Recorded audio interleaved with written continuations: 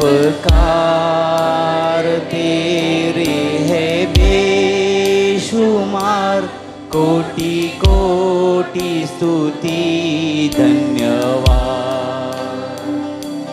धन्यवाद के साथ स्तुति गाऊंगा, हे यीशु मेरे खुदा। उपकार तेरे है बेशुमार, कोटि कोटि स्तुति धन्यवाद। योग्यता से बढ़ के दिया है अपनी दया से तूने मुझे। योग्यता से बढ़ के दिया है अपने से ज्यादा मिला मुझे। आभारी हूँ प्रभु मैं, यीशु मेरे खुदा। उपकार तेरे है बेशुमार, कोटि कोटि स्तुति धन्यवाद। तू है सच्चा जिंदा खुदा, है तुझ पर ही भरोसा मेरा। तू है सच्चा जिंदा खुदा, है तुझ पर ही भरोसा मेरा। सेवा पूरी करके पाऊं इनाम प्रभु है सादो वरदान। सेवा पूरी करके पाऊं इनाम प्रभु है सादो वरदान। धन्यवाद के साथ स्तुति गाऊंगा, हे यीशु मेरे खुदा। उपकार पर अपने प्राण दिया, तेरे लहू से मुझे शुद्ध किया। क्रूस पर अपने प्राण दिया, तेरे लहू से मुझे शुद्ध किया। कभी ना छोड़ूंगा वादा किया, मुझसे तेरे साथ रहूंगा सदा। कभी ना छोड़ूंगा वादा किया, मुझसे तेरे साथ रहूंगा सदा। धन्यवाद तेरे खुदा। उपकार तेरे है बेशुमार, कोटि कोटि स्तुति धन्यवाद। कोटि कोटि स्तुति धन्यवाद। कोटि कोटि स्तुति धन्यवाद। बोललं जातं हो, एवढ्या बोलण्याला पात्र नका ठरवू बरं का. कारण जे आहे ते प्रभूमुळं आहे आणि देवाने या गोष्टी करून घेतलेल्या आहेत. त्याच्या नावाला धन्यवाद देतो. राजू म्हणजे नितीन राठोड पण आहे, आमचा शिष्य आहे तो. आणखीन त्यावेळेला बरेच जण होते, सुधीर पारकर आणि त्याचे भाऊ. परमेश्वराच्या नावाला आम्ही धन्यवाद देतो. इथे 13-14 वर्ष आम्ही होतो. 1 वर्ष मिशन हायस्कूलला शिकवलं आणि त्याच्यानंतर यवतमाळला UBSमध्ये गेलो. 3 वर्ष बी डीचा अभ्यासक्रम केला आणि पुन्हा माझी नेमणूक बारामतीलाच झाली आणि मग त्याच्यानंतर जवळजवळ 13-14 वर्ष सुरुवातीला एकटाच होतो. मग ह्या बाईसाहेब भेटल्या, विजयमाला दुबेबाई. आणि आता कोणी कोणाला प्रपोज केलं काही आठवत नाही बरं का, परंतु झालं लग्न. आणि आत्तापर्यंत म्हणता म्हणता एवढी वर्ष गेली. 1973 साली लग्न झालं, आता 51वं वर्ष चालू आहे. आणि ही केवळ देवाची दया आणि देवाची कृपा आहे. आज आनंद वाटतो या ठिकाणी की दौंडचे 4 जण या ठिकाणी आहेत जे पालखी सेवेमध्ये सेवा करत आहेत आणि 2 आता आहेत, विनय आणि संजय साळवे. परमेश्वराच्या नावाला आम्ही धन्यवाद देतो. आणि या सर्वांच्या साक्षी त्यांची ओळख बाळकसाहेबांनी करून दिली, कॉन्फरन्स सेक्रेटरींनी. प्रत्येकाच्या जीवनामध्ये मौल्यवान असा क्षण आला की ज्या वेळेला त्यांनी आपलं जीवन प्रभूला समर्पित केलं आणि देऊन टाकलं आपलं जीवन प्रभूला. विचार केला नाही पगार किती मिळेल, काही आहे. मी तुम्हाला सांगतो, 51 वर्ष सेवा करत आलो, मी कधीही म्हणालो नाही माझा पगार किती आहे. जे मला दिलं ते मी घेतलं. मुक्तीला 5-6 वर्ष सेवा केली. तिथेही गेल्यानंतर ते म्हणाले, बाळासाहेब आता इकडे आलात, आमची सेवा करता काय? म्हटलं करू ना.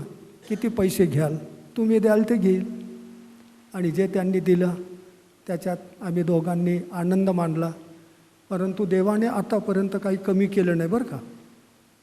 कर्जबाजारी आम्ही कधीच नाही झालो.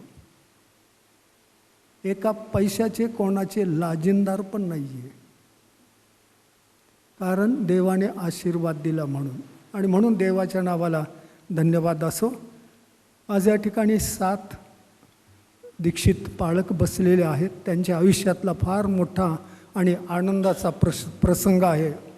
परमेश्वराने त्यांना निवडून घेतलं आणि त्यांचं पाचारण, त्यांची सेवा मागील वर्ष जेवढी त्यांनी केली ती मंडळीसाठी आणि मंडळीतल्या लोकांच्यासाठी आशीर्वादित झाली. आणि म्हणून कॉन्फरन्सने आणि त्यांच्या मंडळीने त्यांना दीक्षासाठी या ठिकाणी पाठवलं. ते झालं. परमेश्वराच्या नावाला धन्यवाद असो. मगाशी बरंच बोललो, आता 1-2च गोष्टी सांगतो. 12:30 होत आहेत. जास्त वेळ नाही थांबवणार, कारण मला माहीत आहे प्रत्येकाच्या घरी आज स्पेशल आहे. स्पेशल बरोबर आहे ना? हो म्हणा ना. हो म्हणा की, जोरात म्हणा की, अरे जेवल्यासारखं म्हणा की. हां, आत्ता खरा आवाज आला. आणि आजचा दिवस फारच आनंदाचा आहे. परमेश्वराची स्तुती असो. प्रिय बंधू भगिनींनो, दुसऱ्या महायुद्धाची गोष्ट आहे. एक सैनिक म्हणजे मित्र राष्ट्रांचा, दुसरं महायुद्ध मित्र राष्ट्र, दोस्त राष्ट्र ज्यांना म्हटले त्या सैनिकापैकी एक सैनिक युद्ध संपल्यानंतर त्याने असं पाहिलं की बरीच लहान लहान लेकरं अनाथ झालीत. आई गेली, वडील गेले, मोठा हाहाकार माजला सगळीकडं. आणि तुम्हाला माहीत आहे दुसऱ्या महायुद्धामध्ये किती माणसं मेली. ती पहिल्या महायुद्धामध्ये किती माणसं मेली, व्हिएटनामच्या युद्धामध्ये किती माणसं गेली, आखाती युद्धामध्ये किती माणसं गेली, दुसऱ्या महायुद्धामध्ये किती माणसं गेली. रोग पीडा आणि आता कोविड असल्या साथी आल्यात, किती माणसं गेलीत. काही दिवसापूर्वी टेलिव्हिजनवर एक कार्यक्रम चालला होता आणि मी पाहत होतो. आणि तो माणूस सांगत होता की जगामध्ये त्याने अभ्यास केला, वाघाने किती माणसं मारली. आणि सगळी माहिती जमा करून त्यांनी सांगितलं की इतक्या कालावधीमध्ये वाघाने इतकी माणसं मारली, तरसाने किती मारली, हत्तीच्यामुळे किती माणसं मेली. निरनिराळ्या हिंस्र प्राण्यांचा तक्ता त्याने वाचून काढला. आणि सर्वात शेवटी म्हणाला, सर्वात जास्त जर हत्या कोणी केली असेल तर ती माणसाने केली. सर्वात जास्त माणसांना कोणी मारलं? माणसांनी मारलं. आणि सर्वात जास्त माणसांना कोणी वाचवलं? प्रभू येशू ख्रिस्ताने वाचवलं. कारण त्याने स्वतःचं बलिदान केलं आणि आपल्या स्वतःच्या रक्ताने त्याने विकत घेतला. त्या अनाथ मुलांना त्याने जवळ केलं. 2,500-3 हजार मुलं ती जमा झाली. छोटे मोठे आहेत, रडत आहेत, ओरडत आहेत. आई नाही, बाप नाही, ना भाऊ, ना बहीण, ना सगळे सोयरे, ना नातेवाईक. सर्वांना जमा केलं.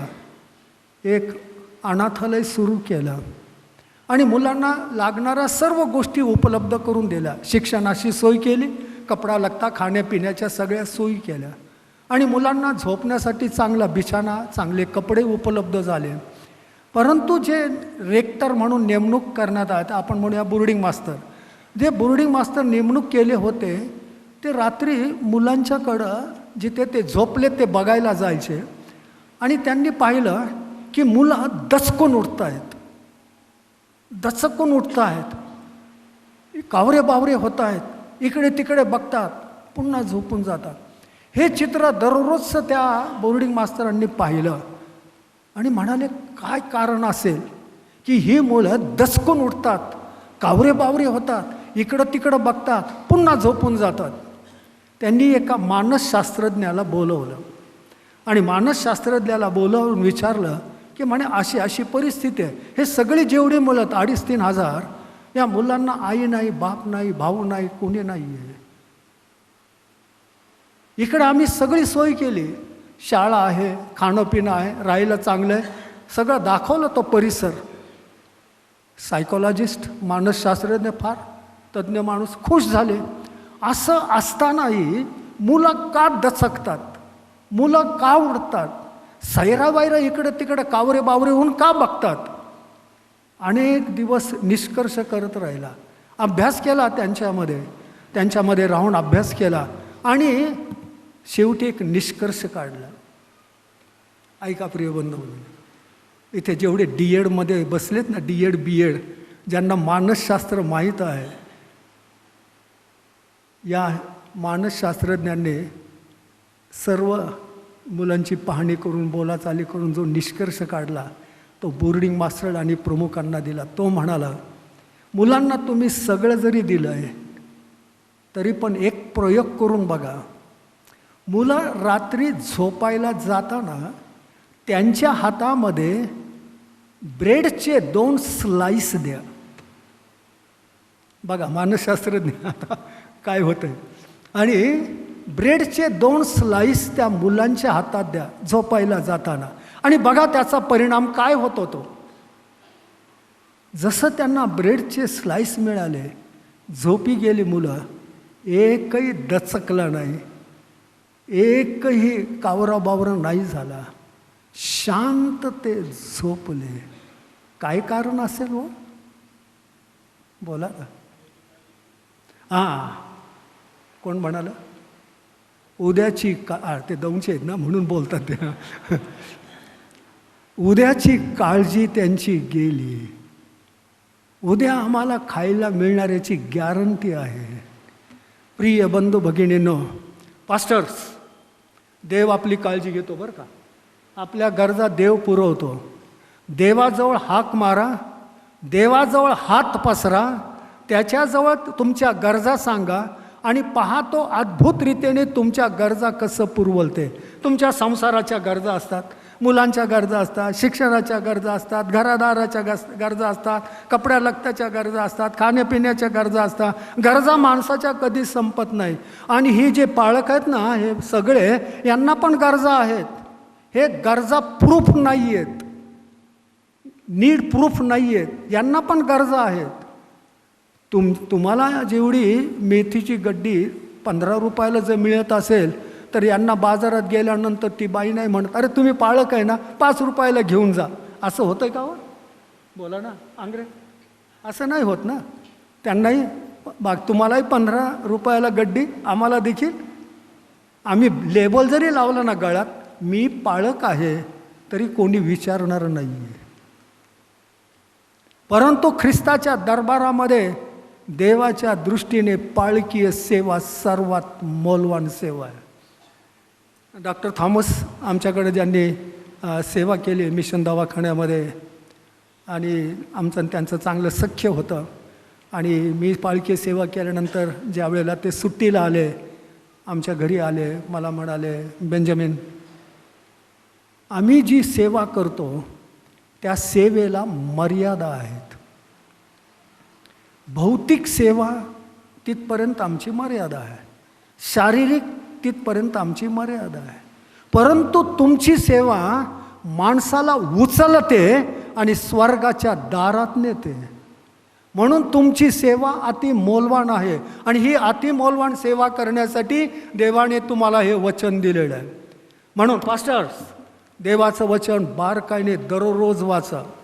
पालकांनी देवाचं वचन वाचलंच पाहिजे. समजतंय ना पास्टर्स? देवाचं वचन दररोज वाचायलाच पाहिजे. जितके तुम्ही देवाच्या वचनामध्ये पारंगत व्हाल, तितकी तुमची मंडळी देवाच्या वचनामध्ये समृद्ध होईल. तुम्ही जर देवाच्या वचनाच्या दृष्टिकोनातून तृप्त नाही झाला तर मंडळी तृप्त नाही होणार. तुमच्याकडं जीवनाची भाकर म्हणजे देवाचं वचन नाही, पुरेसं नाही, तर मंडळी देखील उपाशी राहील हो. म्हणून पास्टर्स, देवाच्या वचनाला भरपूर आत्म्यामध्ये स्वीकारा. देवाचं वचन स्वीकारा, वेळ द्या. तिमोथेच्या पत्रामध्ये 1 आणि 2 वचनामध्ये म्हटलेलं आहे, वचनाची घोषणा कर. वचनाची घोषणा करण्यासाठी वचन जवळ असायला पाहिजे, तेव्हा वचनाची घोषणा करता येते. म्हणून पास्टर्स, देवाच्या वचनाचा अभ्यास दररोज करा. मस्त तुम्हाला बायबल मिळालं. आमच्या काळामध्ये या गोष्टी नव्हत्या, आता आल्या आता ते या गोष्टी. आणि आनंद वाटतो की मराठीमध्ये थॉम्सन चेन रेफरन्स बायबल आलं. मला वाटतं पहिलं स्टडी बायबल असावं, मराठीमध्ये आलेलं पहिलं स्टडी बायबल असावं. प्रिय बंधू भगिनींनो, पास्टर्स आणि आपल्या सर्वांना सांगतो, देवाचं वचन दररोज वाचा. देवाचं वचन तुमच्यामध्ये भरपूर असू द्या. आणि गीते, स्तोत्रे, गीते, आध्यात्मिक प्रबंध एकमेकांना म्हणून दाखवा. देवाचं वचन तुमच्यामध्ये भरपूर राहो. मगाशी पाळकसाहेब म्हणाले, 52 कशी सोनं तुमच्या हातात दिलंय. पास्टर्स, 52 कशी सोनं तुमच्या हातात आहे. प्रिय बंधू भगिनींनो, 52 कशी सोनं तुमच्या हातात आहे. हे पुस्तक फळीवरचं पुस्तक होऊ नये एवढी काळजी घ्या. दररोज हे वाचा, कारण हे जीवनाचं पुस्तक आहे, जीवनाची भाकर आहे, हा प्रकाश आहे, हा दिवा आहे, हे मोहळातून पाझरणारा मधासारखं गोड आहे. देवाचं वचन हातोडा आहे, देवाचं वचन अग्नीसारखं आहे. म्हणून प्रिय बंधू भगिनींनो, सभासद जन हो, देवाचं वचन तुमच्या घरामध्ये असू द्या. तुमच्या घरामध्ये त्याचं वाचन असू द्या. बायबल सोसायटीने मस्त ते तक्ता काढलाय वर्षभराचा, एक स्टँडर्ड आहे. 16 भाषेमध्ये भाषांतर आहे ते. 16 भाषेमध्ये भाषांतर झालेलं आहे ते. आमच्या मराठीमध्ये आता आलंय. दररोजचं किती वचन वाचायचं त्याचाही तक्ता दिलेला आहे. ते जर तुम्ही नित्यनेमाने केला तर वर्षभरामध्ये बायबल एकदा तरी वाचून तुम्ही काढू शकाल. पालकांनी जास्त वाचायचं. पास्टर्स, देवाचं वचन जास्त आपण वाचलं पाहिजे. सामान्य लोकांनी तो तक्ता वापरला, आम्ही वापरतो, इतकी वर्ष झालो आम्ही वापरतो. प्रिय बंधू भगिनी, देवाचं वचन तुमच्यामध्ये भरपूर असू द्या. दुसरी गोष्ट ही सांगतो की आपल्या शरीराचा यज्ञ करा. पास्टर्स, मी तुम्हाला विनंती करतो, रोमकरास पत्राचा लेखक काय म्हणतो बघा ना, मी देवाच्या करुणेमुळे तुम्हाला विनंती करतो. 12 अध्याय आणि 1-2 वचन, तुम्ही आपली शरीरे जिवंत, पवित्र, ग्रहणीय यज्ञ म्हणून देवाला समर्पण करा. ही तुमची आध्यात्मिक सेवा आहे. पास्टर्स, आपली आध्यात्मिक सेवा ही आहे की आपण दररोज आपल्या शरीराचा जिवंत पवित्र देवाला ग्रहणीय यज्ञ म्हणून आपल्या शरीराचं समर्पण करणे. काही वर्षापूर्वी एक मनुष्य म्हणजे त्याची बायको आई आले आणि ते म्हणाले, बाळासाहेब, आमचा हा मुलगा सरकारी नोकरी करतो, परंतु ह्याला व्यसन लागलं. व्यसन समजतं ना? व्यसन व्यसन समजते का? हां. तर म्हणे काय करावं? मी त्याला एकांतात बोलवलं. म्हटलं आई बायको यांच्यासमोर नको. त्याला एकांतात बोलवलं, त्याच्याशी गप्पा मारल्या आणि त्याला एक सांगितलं, तुला खरंच व्यसन सोडायचं आहे का? हो म्हणाला, सोड. एक काम करायचं, सकाळी उठल्याबरोबर प्रार्थना करताना, सकाळी उठल्याबरोबर प्रार्थना करताना तो दिवस प्रभूला देऊन टाकायचा. तो दिवस प्रभूला द्यायचा. संध्याकाळ झाल्यानंतर मित्र भेटतातच, चलो अभी जाएंगे. त्यावेळेला म्हणायचं, मी देवाला आजचा दिवस समर्पण केला आहे, आज नाही उद्या.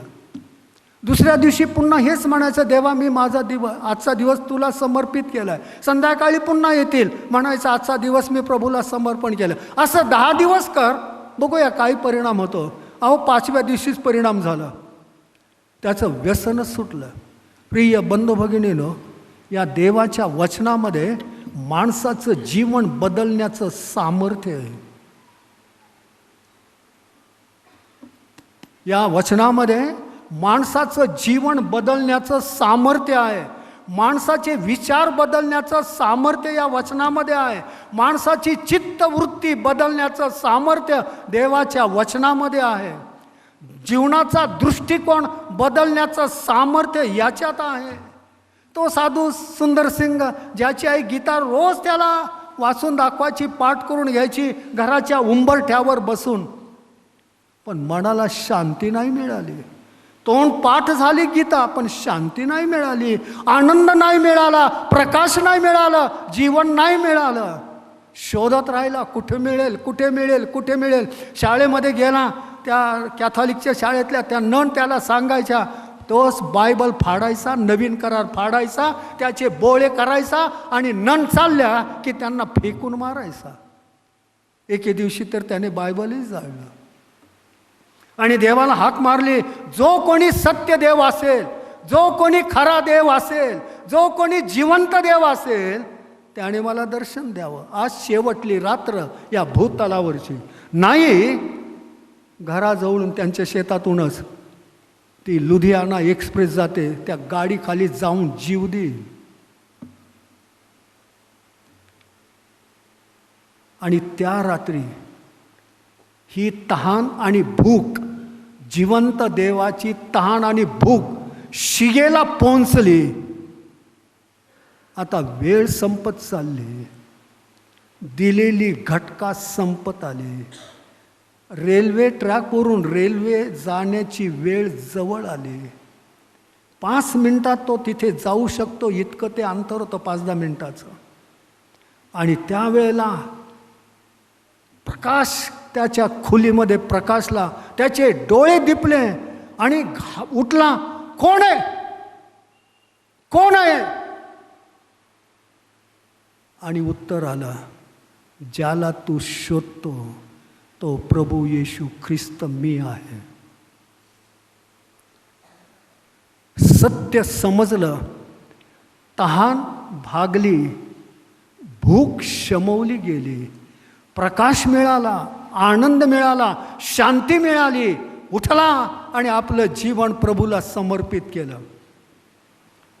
पुढच्या गोष्टी नाही सांगत. प्रिय बंधू भगिनीनं, या वचनामध्ये माणसाचे विचार बदलण्याचं ताकद आहे, ताकद. तेच म्हणतात, साधू सुंदर सिंगच म्हणाले. साधू सुंदर सिंग काय म्हणाले माहिती आहे का? माझ्या प्रियकराची ही पत्र आहेत, माझ्यावर प्रेम करणाऱ्या येशू ख्रिस्ताची ही पत्र आहेत. देवाने तुमच्यावर माझ्यावर प्रेम केलं ना? बोला ना, केलंय ना? त्याचा आस्वाद तुम्ही घेतलाय ना? त्याच्या प्रीतीचा आस्वाद घेतलाय. प्रिय बंधू भगिनींनो, जे तुम्ही ऐकताय ना, ते तुमच्या अंतःकरणात पाझरू द्या की देव तुमच्यावर प्रीती करतो. हे तुमच्या अंतःकरणामध्ये पाझरू द्या. देवाने तुम्हाला निवडलंय. पास्टर्स, परमेश्वर म्हणतो, येशू म्हणतो, तुम्ही नाही मला निवडलं, मी तुम्हाला निवडलंय, मी तुम्हाला नेमलंय यासाठी की तुम्ही जावं आणि फळ द्यावं, तुमचं फळ टिकावं. म्हणून माझ्यामध्ये राहा, माझ्या वचनात राहा, माझ्या सहवासात राहा आणि पहा तुमचं जीवन कसं यशस्वी होतं ते, पहा कसं तुमचं जीवन प्रकाशमय होतं ते, पहा तुमचं जीवन कसं शांतिमय होतं ते, पहा तुमचं जीवन कसं आनंदमय होतं. दुसरी गोष्ट, प्रार्थना देवाने दिलेलं अजब अस्त्र आहे. देवाने दिलेलं अजब अस्त्र आहे. या प्रार्थनेच्या द्वारे तख्त समजतं ना, राजवटी बदलल्यात. बर्लिन, पूर्व बर्लिन, पश्चिम बर्लिन यांना दुभागणारी भिंत वर्षोवर्ष होती, ज्याला इतिहासामध्ये बर्लिनची भिंत म्हणतात. आणि भिंत पडावी कारण काही कुटुंब इकडं, कुटुंबातले काही लोक इकडं, अशी परिस्थिती. एका बाजूला कम्युनिझम आणि एका बाजूला लोकशाही, डेमोक्रेसी. आणि अनेक लोक प्रार्थना करायचे. मला अजून आठवतं, आम्ही दौंडला असताना त्या ऑस्ट्रेलियावरून 10-12 तरुणांची टोळी आली आणि आमच्या पाळक्या नात्याने आम्ही गप्पा बिप्पा चालल्यानंतर मग मी त्यांना विचारलं की तुम्ही कुठे निघालात? आणि ते म्हणाले, आम्ही चाललो आहे जर्मनीला. ती बर्लिनची भिंत आहे ना, त्या भिंतीला हात ठेवून, तिच्यावर हात ठेवून आम्ही देवाला म्हणणार आहोत, येशू ही भिंत पाडून टाक. बर्लिनला ते गेले, हात लावून प्रार्थना केली. त्याच्यानंतर 7 का 6 आठवड्याने बर्लिनची भिंत पडली.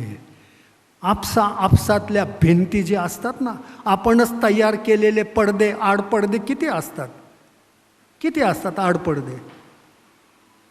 ते जर पाडायचे असते तर प्रार्थनेसारखं अस्त्र आपल्याजवळ नाही आहे, दुसरं कोणतंच नाही आहे. म्हणून प्रिय बंधू भगिनींनो, तिमोथ्याला पाऊल लिहितो त्याप्रमाणे देवाच्या वचनात वारंवार सांगितलंय, आमचा आदर्श प्रार्थनेसाठी कित्ता जर कोणता असेल तर येशू आहे, जो कधी प्रार्थना करायचा. ज्या वेळेला त्याला वाटलं प्रार्थना करायची त्यावेळेला केली. ज्या वेळेला शिष्यांची निवड करायची त्यावेळेला येशूने रात्रभर प्रार्थना केली. आई वडिलांनो ऐका, आपल्या लेकरा बाळांसाठी प्रार्थना करा, आपल्या लेकरा बाळांसाठी उपवास करा, आपल्या लेकरा बाळांच्या उन्नतीसाठी, विकासासाठी, प्रगतीसाठी आणि ख्रिस्ताची ओळख त्यांना व्हावी, ख्रिस्ताच्या मार्गात त्यांनी चालावं, ख्रिस्ताच्या मार्गात त्यांनी राहावं, अंधारातून बाहेर पडावं, जीवनामध्ये यावं, देवाच्या क्रोधापासून वाचवलं जावं, यासाठी आई वडिलांनो प्रार्थना करा. 19 लेकरं असलेली आई दररोज रात्रीच्या वेळेला मुलं झोपल्यानंतर त्यांच्या बिछाण्याच्या पायथ्याशी, खाटेच्या पायथ्याशी जाऊन प्रार्थना करत असे गुडघ्यावर, देवा माझ्या ह्या मुलाचं तारण कर, तारण. ऐका आई वडिलांनो, जगात सर्वात मोठी गोष्ट जर कोणती असेल तर माणसाचं तारण होणं. माणसाने सगळं जग मिळवलं, पैसा, अडका, समृद्धी, हिरे, माणके, जड जिवाई, जमीन, जुमला, सगळं काय मिळालं, फिक्स डिपॉझिट आहे, उद्याची चिंता नाही आहे. प्रश्न हा आहे, आमचं तारण झालंय का? आमच्या लेकरांचं तारण झालंय का? पोरीचं तारण झालंय का? पोराचं तारण झालंय का? सुनेचं तारण झालंय का? जावयाचं तारण झालंय का? अश्रू ढाळावं. जोपर्यंत अश्रू गळत नाहीत आम्ही ख्रिस्ताचा कित्ता कसा पूर्ण करू? त्याने गेतसेमनी बागेमध्ये अश्रू गाळत प्रार्थना केली आणि ती त्याच्या सद्भक्तीमुळे ऐकण्यात आली. देवाचा पुत्र असूनही तो आज्ञाधारकपणा शिकला. येशू आमचा आदर्श, पास्टर्स, येशू आमचा आदर्श, प्रार्थनेचा तो कित्ता. प्रभूच्या समोर नतमस्तक व्हा. आई वडिलांनो, शास्त्र काय सांगतं? येशू म्हणतो, माणसाने सगळं जग मिळवलं पण आपल्या आत्म्याचा नाश करून घेतला तर त्याला काय लाभ? काय लाभ त्याला? सगळं मिळालं व पण आत्म्याचा नाश झाला. ख्रिस्ताशिवाय माणसं नाश पावत आहेत. ख्रिस्ताशिवाय माणसं नाश पावत आहेत. आणि आमचं काम आहे, पास्टर या नात्याने, पास्टर आपलं काम आहे, आई वडिलांनो प्रार्थना करा, गाळा अश्रू करा, त्यांच्यासाठी उपास, आणि पहा त्याची फलश्रुती काय होते ते. पहिली गोष्ट सांगितली, आपल्या शरीराचा जिवंत पवित्र ग्रहणीय यज्ञ म्हणून अर्पण करा. ही तुमची आध्यात्मिक सेवा आहे. देवाची उत्तम परिपूर्ण आणि ग्रहणीय इच्छा काय आहे हे तुम्ही समजून घ्यावं. समजून घ्या प्रिय बंधू भगिनींनो. देवाची तुमच्यासाठी, तुमच्या लेकरा बाळासाठी, कुटुंबासाठी उत्तम पवित्र ग्रहणीय अशी इच्छा काय आहे समजून घ्या. आपण रोबोट माहिती आहे का? यंत्र मानव बटन दाबले की ते काम करतं. आता ते जपानी लोकांनी तर फारच मोठं काढलं आहे. परवा आम्ही त्या मंगेशकर हॉस्पिटलमध्ये गेलो. आपलीच एक पास्टर थवरे यांची बहीण तिथं काम करते आणि ती चालवते. त्या ऑपरेशन करताना रोबोट वापर करतात, ती ते ऑपरेटिंगचं काम करते. आणि मी म्हणालो कसं काय होतं? अहो सगळं होतं म्हणे पाळसाहेब. बटन दाबा की ते काम करतं. त्याला सांगितलं हार्ट बघतो, हार्ट बघतो, फुफ्फुस बघ, फुफ्फुसही बघतो, काय ट्रीटमेंट करायची तो सांगतो, त्याला डिक्टेट केले की तो काम करतो. अरे बापरे, काय आहे? प्रिय बंधू भगिनींनो, रोबोटला चालवायला माणसंच लागतात. देवाच्या हातात आपण रोबोट नाही आहे. देवाने आपल्याला स्वतंत्र बुद्धी दिलेली आहे. विचार करण्याची, निर्णय घेण्याची, निवड करण्याची बुद्धी दिली आहे. तुम्ही काय निवडता? ज्या मोशेचं गीत गायलं त्या मोशेला परमेश्वर म्हणाला, मोशे मी तुझ्यासमोर जीवन आणि मरण ठेवलंय. It is up to you to decide. It is up to you to choose. सगळं तुझ्या हातात आहे.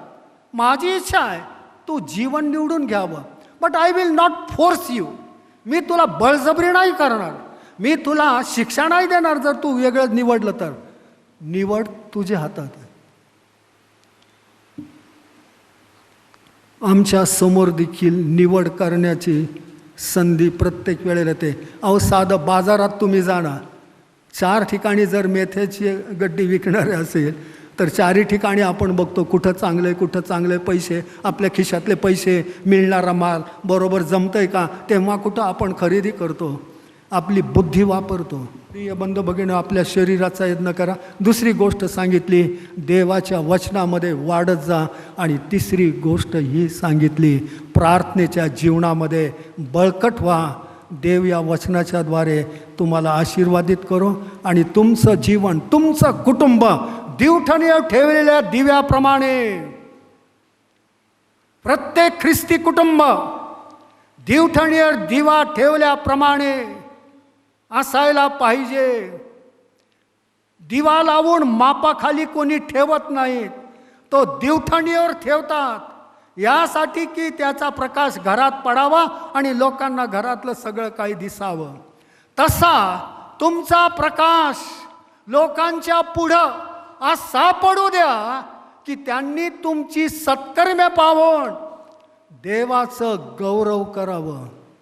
देवाचं वचन सत्कर्म करायला आम्हाला उत्तेजन देतं.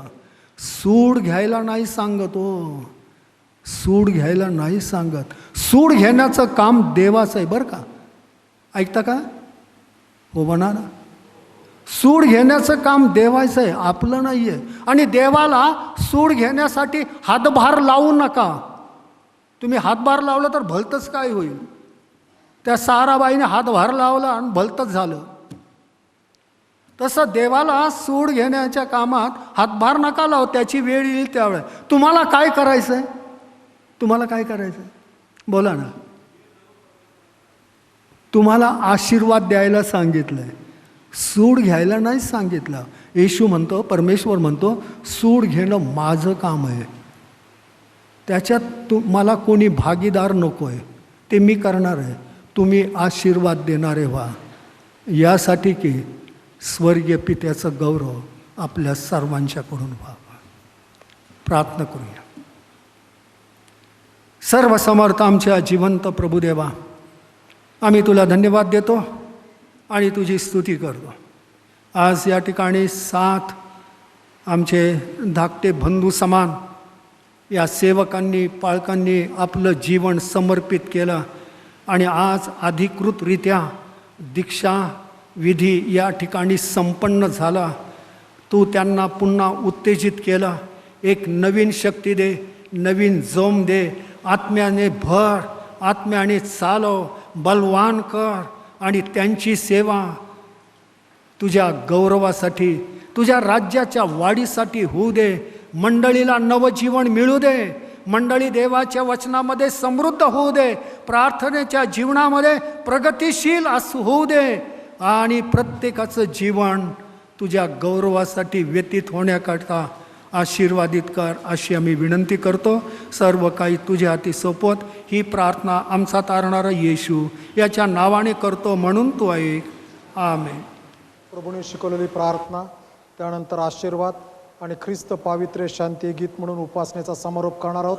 त्यानंतर जेवढे सगळे पाळक वर्गांच्या दीक्षा झालेले आहेत ते आणि त्यांची पत्नी जोडीने दाराच्या दोन्ही बाजूला उभे राहणार आहेत. त्यांना भेटूयात, मग आपण पुढे आपापल्या घरी जाणार आहोत. प्रभूने शिकवलेली प्रार्थना म्हणूयात. हे आमच्या स्वर्गातील पित्या, तुझे नाम पवित्र मानले जाऊ, तुझे राज्य ये, जसे स्वर्गात तसे पृथ्वीवरही, तुझ्या इच्छेप्रमाणे हो.